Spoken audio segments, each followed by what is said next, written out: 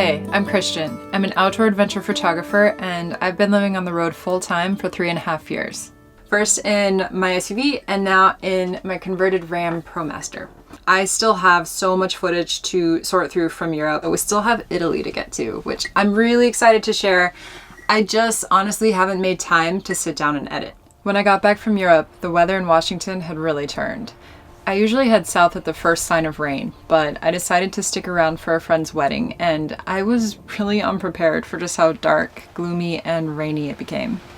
I actually tried filming a couple different times, and even at ISO 1600, it was really dark and grainy, the video itself, which I could work with. It wasn't that bad, but it was the audio. It was raining nonstop, and when it's like a nice soft rain, it's very calming, and I actually love the sound of rain on the rooftop, but this was just like dish, dish, dish. It was so loud. Also, I rely on sunshine for my solar power to power my house batteries. So, long story short, I am now in California. I actually drove 17 hours yesterday to get here after my friend's wedding, and I'm on the Big Sur coast and I love being down here, so super excited. Side note, please enjoy this lovely view of a parked car and passing traffic. I'm actually in a parking lot. I tried filming on the Big Sur coast this morning, but there were just too many cars going by and it was super loud, which that's just the reality of van life sometimes. I figured I'd tell you guys all of that because it ties nicely into today's topic, which is all about remote work. So here are 10 different ways to earn a remote income while living on the road. Number 1, content creation. So this one is in really high demand and quickly becoming an essential part of building brand awareness. It's also one of the most effective ways for a brand to connect with its consumers and build a compelling story around the products and services they aim to sell. You might notice a lot of artists and influencers calling themselves content creators, and that's mostly just because not labeling what you do allows you to expand into other forms of creative expression. Photography and videography.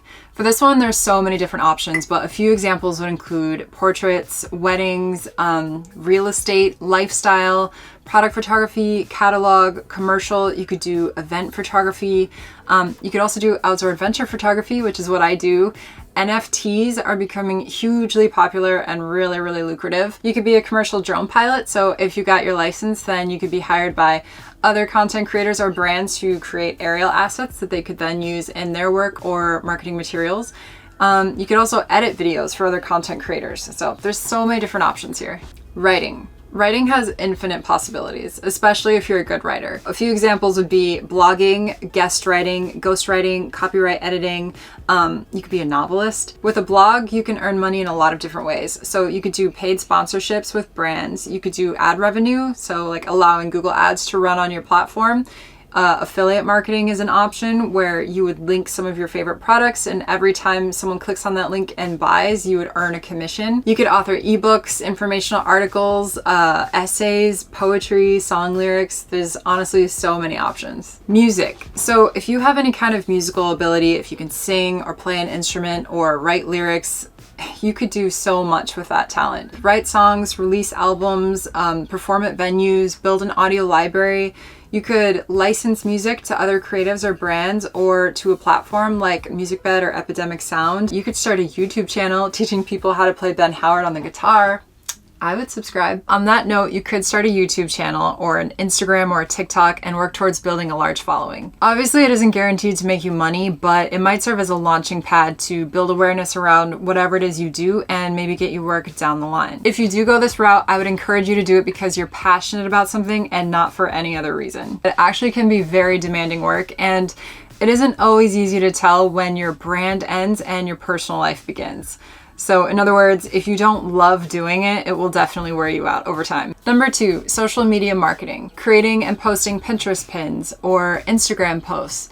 Building content calendars for brands, posting on their behalf, paid sponsorships with brands, affiliate marketing, ambassadorships. You can do these as an independent contractor for someone else, for example, a brand, or you can do it for yourself to drive traffic to a blog or sell a product or build your own social media platforms. A friend of mine works as a social media manager for an outdoor brand, and so he handles all of the content creation and social media campaigns for that particular brand. So there are different avenues you can take with this one as well. Number 3, digital marketing and IT. So with this one, you could be a web developer, programmer, a coder, IT specialist, graphic designer, illustrator, project manager, or positions that require skills like search engine optimization and email marketing. I have a friend who lives in her van full time, and she's a photographer and also an amazing illustrator, which she's been able to do successfully from the road, which is pretty cool. Number 4, financial advisor and bookkeeping. So this would include online trading, investing, bookkeeping, accounting, tax preparation, financial advising, and consulting. A lot of this work can be done from just about anywhere because a lot of financial software and banking institutions are online. Speaking of investing, I'm really excited to tell you about today's sponsor, Wealthfront. Wealthfront is an automated investing service that uses software designed by PhDs to build a portfolio based on your financial goals at your risk tolerance,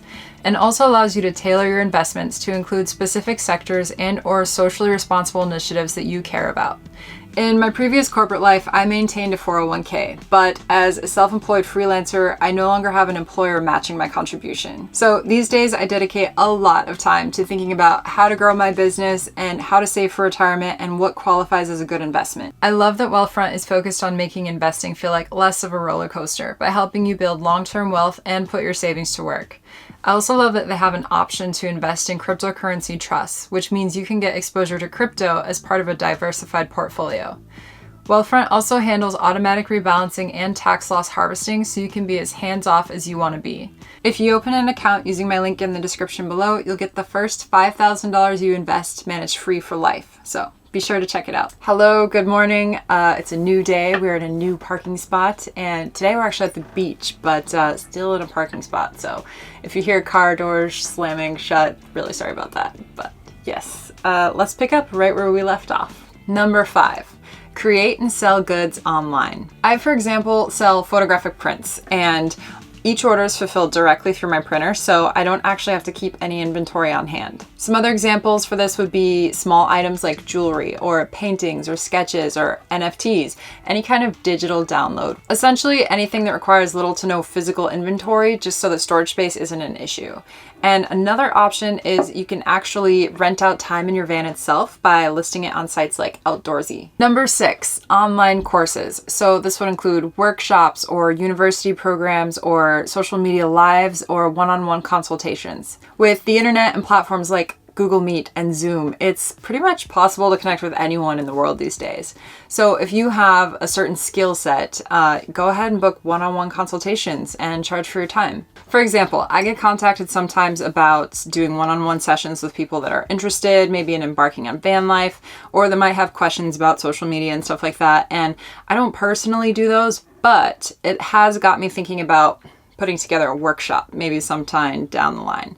And that's actually something I'd love to hear from you guys about if you would be interested in something like that. My thoughts are like a in-depth road life workshop where I address some of your questions and go into greater detail. So if that is something you're interested in, let me know in the comments below and maybe drop a question that you would love to see answered more thoroughly. But anyway, back to online teaching options. If you know another language, or if you want to teach English, if you have a skill with maybe makeup or hairdressing or how to start a business or relationship coaching, there's so many different options that you could explore with one-on-one coaching. Number 7, virtual assistant. This one would cover a wide variety of tasks, but some examples would be responding to emails or managing schedules, organizing calendars.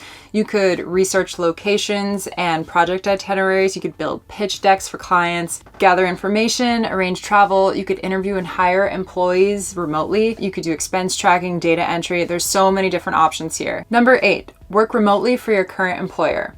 If remote work is something you'd like to try, then I would think of how to best present it to your current employer in a way that it's a win-win situation. In some cases, as the pandemic has shown us, a lot of us work better from home, or in this case, just remotely. There are less distractions, less time spent commuting, and also less pressure to socialize during work time, which if you're an introvert like me, can be nice. One option is to just ask for a trial period and just kind of see how things go. And if the arrangement's successful, then ask for an extension and continue moving forward until you're both really comfortable with the remote work situation. Number 9, work seasonal jobs. This one's super popular. I run into so many people on the road who will work for, say, 3 to 4 months at a time and then save up a bunch of money and then hit the road again for more adventures. Some examples of this could be rafting and tour guides, or ski instructors, surf instructors, summer camp counselors, or national park staff. A lot of employers are really happy to actually have the extra help during especially peak holiday seasons, and especially at restaurants, cafes, bars, retail stores, event venues. That said, if the work isn't clearly seasonal and you do intend to leave, I think it's important to be really upfront about that with your employer when you're being interviewed.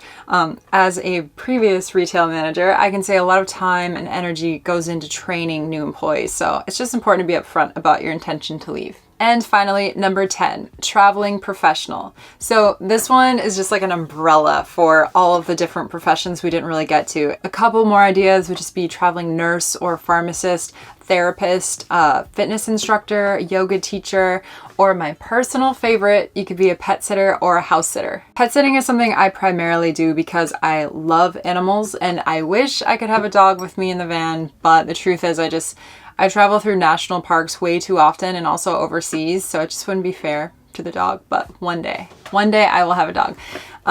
But yeah, it actually works really well to also have a nice break from the road and just to get to spend time with pets. But I do think it's worth mentioning that it also does pay, and especially once you have a lot of experience and solid recommendations, pet owners are more than happy to compensate you for taking quality care of their home and their pets. All right, so that was 10, and here are some resources and websites to check out if you're interested in freelance work or pet setting opportunities. I have not personally tried these all myself, but I have heard good things about quite a few of them.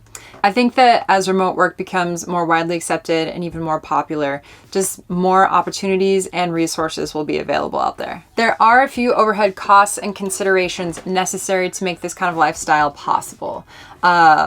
Most likely you will need a smartphone and a laptop. You'll need a dedicated place to work, even if that's just like a cafe or a library or your rig itself. And most elusive of all, you will need a strong internet connection most of the time. I personally use the WeBoost signal booster. That helps a lot for amplifying my cell signal, and it comes in really handy when I'm in remote locations or out on BLM land. All of those things aside, I personally love working remotely. I love the freedom to make my own schedule, to be my own boss, to take projects, to work with brands and people that I really believe in, and also just to have the option to pivot whenever I feel like I need a change. There are, of course, downsides to being your own boss and working for yourself, and I could cover that in a whole different video. But for now, I will just leave you with this and a question. I'm curious how many of you out there actually work remotely or have worked remotely. If you did or do, what do you do? And do you like it? All right, so that's about it. And thank you so much for watching this video. I hope that you guys found it helpful or interesting. And if you did, please give it a thumbs up and subscribe if you're interested in van life content or travel content. And I will see you guys next time.